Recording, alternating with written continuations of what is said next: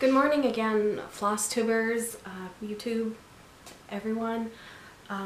It's Cowgirl Kate again, and before I get into the gist of this video, I just want to take a moment to thank everybody.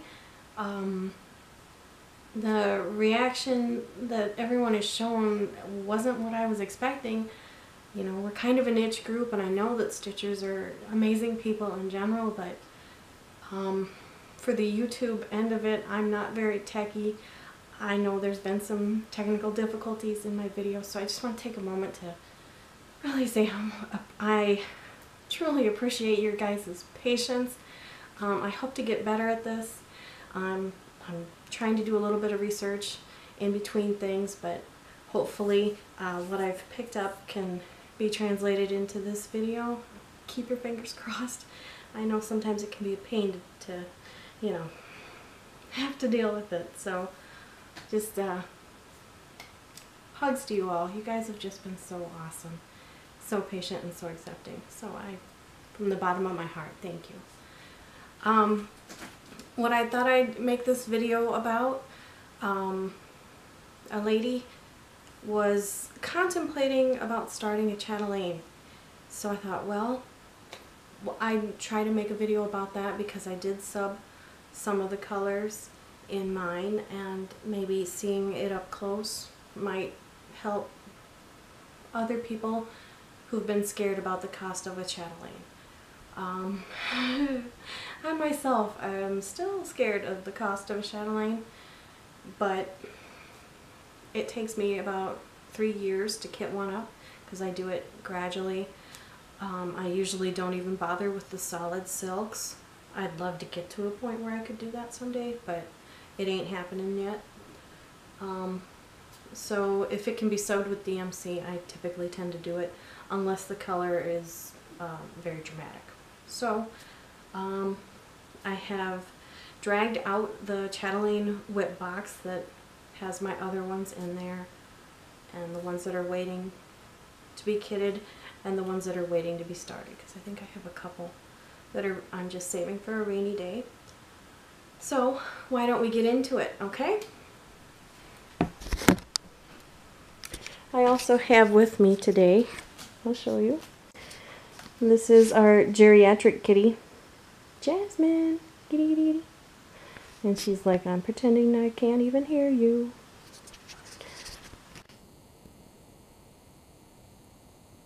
But that's her. She came to us almost 14 years ago. My husband had been out to a dairy farm to give the guy his feed rations, and this little kitten was running around in the barn. She just had her eyes open, and of course around here Siamese cats are a novelty. You don't see them a lot. And my husband just said, geez, where did you find a Siamese looking cat? My wife would go nuts. Well, there she goes. Typical Siamese behaviors, I think. But anyway, and so the guy says, you want that cat? Get her out of here because I'm afraid she's going to step on the cat, or the cows are going to step on her. So he sent her home. The rest is history. We bottle fed her, and actually Diesel as well. He was a bottle baby. And they just never moved out of the house. It was kind of like that. But anyway, back to the stitching. That's why we're all here, right? So this is Persian Iris Garden. You can see here, I got the little button to mark the top. And I stuck that on there when I picked out her fabric. The fabric is a 28 count chai tea Jobelin from Wichelt. Jasmine's back. And Jobelin is my favorite fabric. It's just so soft, and I just like working on it. So I wanted it for this big project. I don't know how well the camera's picking it up, but it's a very soft shades of kind of a really pale shade of sage green and a pale tan. And there again, it's one of those fabrics that a lot of colors go well on it. To my eyes, even red goes on it, and red is a hard Oh, that is a hard project to find a good fabric for, at least for me, because you don't want anything that clashes with it. So red is kind of hard for me to find a fabric. But anyway, let's get into Persian Iris Garden. It's a pretty big one, as you can see. Okay. Another thing that I decided to do, and it might help someone else, the way a chatelaine is designed, it's, you know, you go around it. You start in the middle and you go around it, but the geometrics of it, or however you want to describe it, you can get lost in which direction is at the top of your fabric and where you are stitching. And Martina warns against this in her directions. So what I try to do on mine, especially if I have a big open center, is I'll backstitch a little arrow in the word top if it'll even fit. Otherwise I just use an arrow. And I'll put that in the middle where eventually the beads will go. And that way I don't have to look for the edge of the fabric, because it's usually tucked up under, you know, either in a scroll frame or in the Q-snaps. So this just helps me always know, without having to do any work at all, which direction I need to make sure my stitches are going. So it saves me a lot of time and a lot of headache if I were to, you know, screw something up. So maybe somebody else out there will find that helpful. I hope so.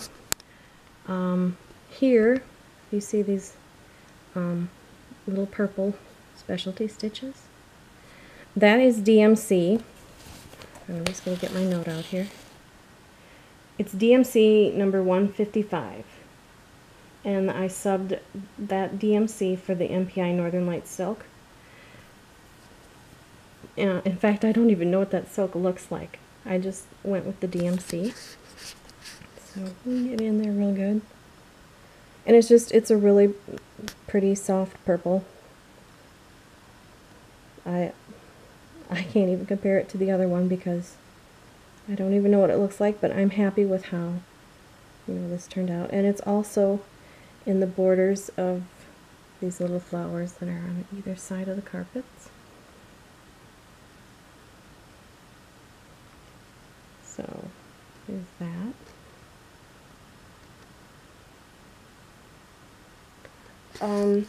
Other substitutions, the needlepoint ink silk solid colors. Martina has a note here that some are definitely not translatable into DMC, and I can understand that because, you know, they would have their own versions and their own colors.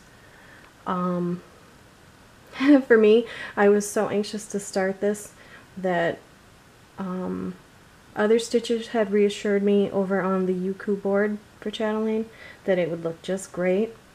If I did it in DMC or if I did it in the silks, these designs are just so amazing that your fiber is really not going to be make it or break it kind of a thing. They're going to look amazing regardless. So on the Yuku bulletin board, there was a man stitcher there. His name was Hans, or Hansi, as everybody called him, and he was amazing. He had stitched the entire project of Persian Iris Garden in DMC, and he was so helpful, you know, with reassuring, sharing the colors of DMC that he used. So I'm not sure if those posts are still there from him. It would probably be in the archives for the Persian Iris Garden mandala. I haven't been in Yuku in forever, so regardless, I do have the numbers here. If anyone would even be interested, send me a comment or such, and I can, you know, say what those extra colors were that he he told me about. So all the credit for that goes to Hans. You know, he was such a kind guy to share that, and yeah, just amazing. The ones that weren't translatable were kind of a dark turquoise color, but as you can see up here, this is all DMC. It's used in those silk colors were used in the temples, which I've now started one. And even as DMC, I mean, they're still vibrant, they're still, you know, very rich looking, and I don't even have a lot done on mine up there yet, but the colors are just stunning, even as DMC. So I don't think, you know, if you're worried about that but want to start the project, I don't think it's going to make it or break it if you decide to go the cheaper route and use the DMC. I'm very thrilled that I did, because, you know, I saved a ton of money, and that's always good because then you can use it for other stuff you want to get. So that is the Persian Iris garden. The silks that I did keep, I kept the ones that were kind of a majorly over-dyed kind of thing. And I'll just read them off. I kept the Glorianas. There was 2 of them, but they also have a DMC conversion if people were interested. I got them because they were pretty variegated, and the design also called for a lot of it, so I thought, well, with that amount of overdyes in there, you know, I would like to have that effect. And Spanish moss is one that's used quite a bit, and it's featured down here in these flower borders. That's the greens that you see is pretty much that fiber, and it's also this row here. I think it's going to be the Jessicas, which, yep, I didn't get very far. I need to figure out how to do those properly, and I'll probably wait until I have all of the areas for them, and then I'll just whip through it. Hopefully not screw it up. That's my goal on that anyway. I also got the silk gatherer, or the thread gatherer, I'm sorry, I can't talk today. The thread gatherer silk pearl, which was green leaves light. And I'll actually, that's also used down here in this little border with all the flowers. I'll get that out because it's just such a fun, pretty kind of texture, because it's a pearl thread. And you can see just even when it's wound up, all the shades of color in there. So it's, you know, a fun little thing that goes around, and it's used pretty heavily in this border too. I also use the Dinky Dye silk. It calls for 1 of them, and then the Karen water lilies, and it calls for 3 of those.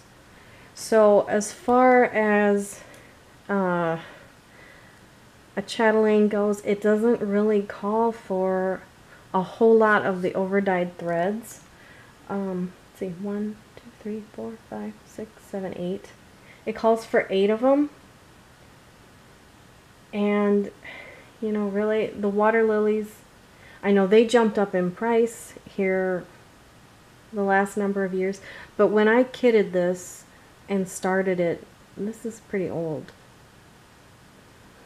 I don't have my journal nearby that keeps track of all that stuff, but I want to say this is at least 6 or 7 years old. Back then you could get water lilies, you know, for $4, and that was expensive. So I know it's jumped up a little bit now, but at the same time, compared to a lot of chatelaines, this doesn't have a whole lot of over-dyed threads going on, so it is one of the more practical ones as far as that goes. And for all of those threads, she still, Martina, still offers DMC substitutes. So, you know, you still have that option as well.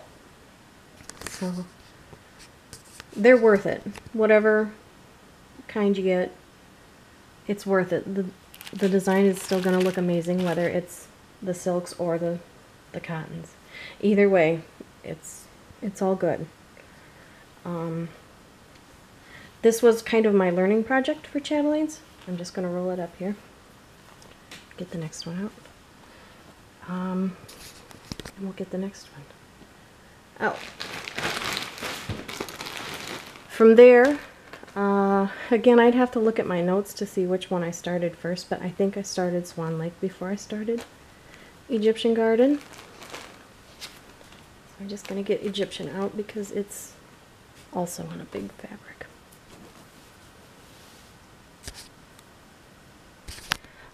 And this is 28 count Lugana. And the color is Gold Spinner. I remember that much. Because I wanted something, you know, rather sandish. Something that looked kind of like sand. Because it is in Egypt. Roll it the right way. And this is what I have done so far on this one. Again, I marked my directions in thread, so I never have to go look for the button when it's all wound up on its thing or a Q-snap. It's just ready to go. I know we're right where I need to be whenever I look at it. I'm just going to get my notes out here. For this chatelaine, I was getting a little bit braver, not so worried about subbing things out. So I used the DMC that it calls for, and pretty much the rest of it is what Martina suggested to use. So it's, however, it's still waiting on, looking at my checklist here, it's still waiting on several fibers that I haven't even bought yet. But that's okay. You know, they call for it later in the project and it'll take me a while. The little fishes in the fish pond, they are done over one. And I didn't get this project when I started it. I was so confused. I'm not gonna lie. Because you start, of course, you know, you find your center and you work your way out. But I could not figure out a way to make the fish line up correctly when I'd get finished with that area. I kept miscounting and getting thrown off and so frustrated. And once again, Stitchers to the rescue. I can't remember if it was in Youku or the Yahoo group, but they told me, do this dark border first and then go into the over one, and it'll save you so much headache. You'll have your count right. You'll know right where you need to be. You won't have near the amount